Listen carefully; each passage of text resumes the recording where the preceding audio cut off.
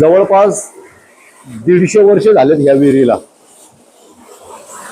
आमच्या कमीत कमी 4 ते 5 पिढ्या ह्या विहिरीमध्ये आम्ही पोहायला शिकलोय. म्हणजे इथलं पाणी सुद्धा पूर्वी आम्ही इथलं पाणी सुद्धा प्यायचं.